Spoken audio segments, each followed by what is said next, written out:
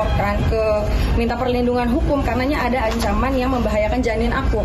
Kalau tidak, pasti sampai kapanpun ini tidak akan terekspos. Karena selama 9 bulan aku berhasil nutupin ini kok.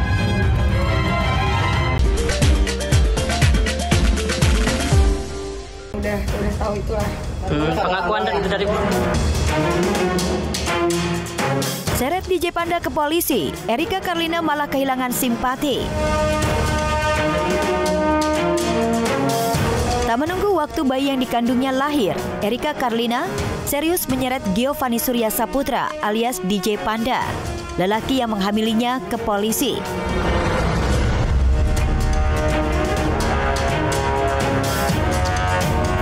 Datang sendiri ke Polda Metro Jaya Kamis petang kemarin, Erika menegaskan kehadirannya untuk menjalani proses hukum atas laporannya terhadap DJ Panda.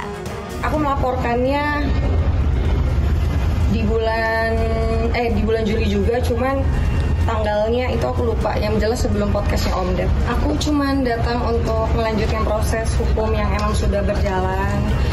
Ngasih bukti-bukti juga pengancaman yang berbahaya untuk janin aku.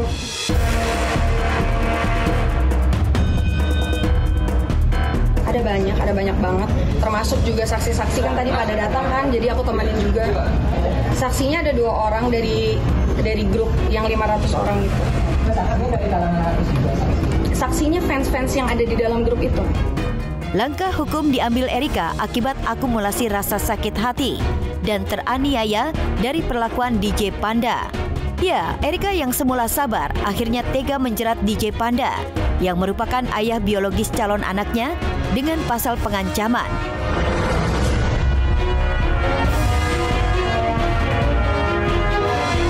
Pastinya ada pertimbangan yang dilakukan Erika hingga menyeret DJ Panda ke polisi.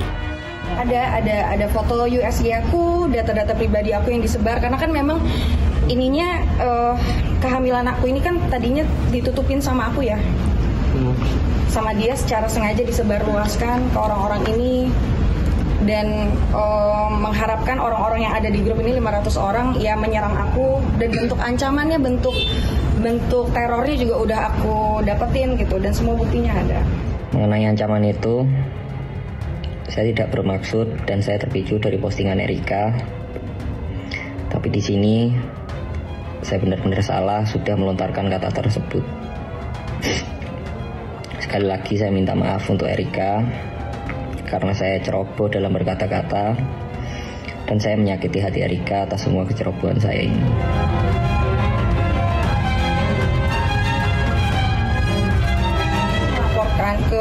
Minta perlindungan hukum karenanya ada ancaman yang membahayakan janin aku. Kalau tidak, pasti sampai kapanpun ini tidak akan terekspos. Karena selama 9 bulan aku berhasil nutupin ini kok.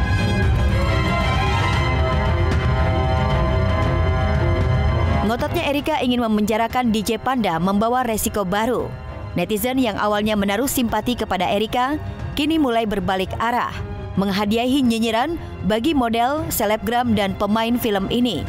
Kalau hujatan pasti ada, karena nggak mungkin hal-hal yang masih tabu kayak gini diterima semua orang. Yang mendukung aku ucapin makasih, yang tidak mendukung juga nggak apa-apa.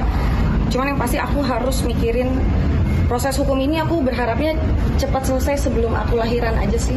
Ya nanggepin reaksi dari mereka dan geng-gengnya itulah. Cuman nanti gimana kedepannya, doain aja yang terbaik buat Erikanya, bukan buat saya. Kalau buat Erikanya yang penting mentalnya bagus, mentalnya baik.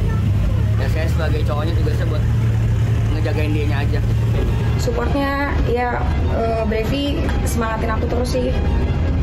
Bentuknya pasti masih ya support aja sih, sampai detik ini masih support terus.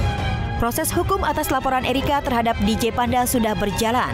Itu artinya DJ Panda akan menghadapi ancaman hukuman atas perbuatannya dan membuat masa depannya sebagai seorang disc joki semakin terpuruk.